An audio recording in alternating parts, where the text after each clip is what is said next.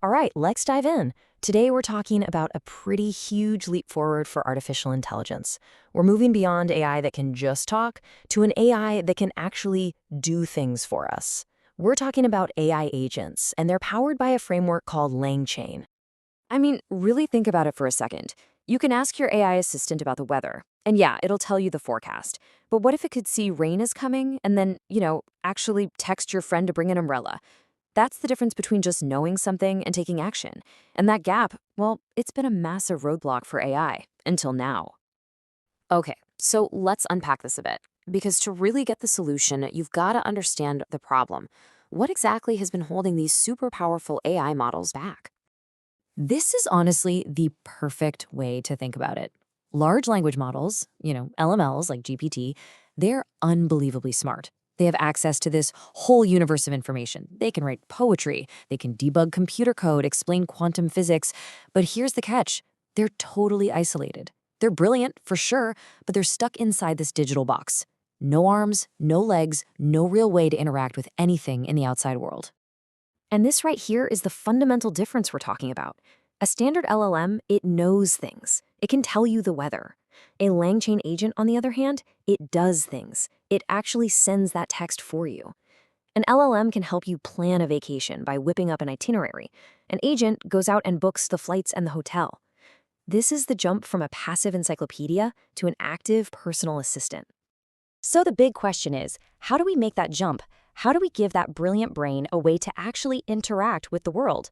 Well, this is exactly where LangChain comes into the picture. It's the tech that connects the brain to the body, so to speak. Now, it's super important to get that LangChain isn't another AI model. You should think of it more like the plumbing or maybe the connective tissue. Its entire job is to be the bridge, the go-between for the LLM's brain power and all the other pieces it needs to get stuff done, like tools, a memory to keep track of things, and the logic to make a plan.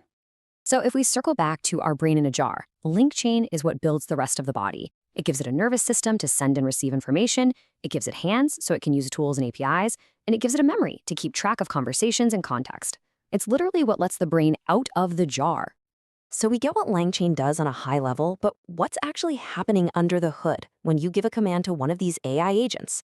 How does it get from a simple question to a finished task? Let's break it down. Okay, so it all kicks off with your request.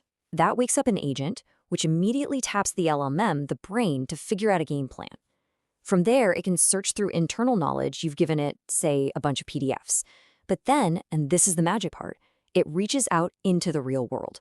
It uses external tools or APIs to pull in live data or even perform a service. And all the while, it's jotting down key context into its memory. Finally, LangChain pulls everything together into one smart, coherent action or answer. So you see, an agent isn't just one single thing. It's more like an orchestra of different parts all working together. You've got the LLM as the brilliant composer, the tools and APIs are the instruments, your documents are the sheet music, and the memory provides the rhythm. And LangChain, it's the conductor, bringing it all together to create something amazing. When you put all this together, it really points to a massive shift in what we should expect from AI. This isn't just some small little improvement, no. This is a fundamental change in what AI can even do. Ultimately, what this tech does is change the very definition of what a good answer is. It's not enough for information to just be fast anymore. It has to be useful. And real usefulness means taking that next step, turning raw information into an actual real-world outcome. This really is the whole paradigm shift right here.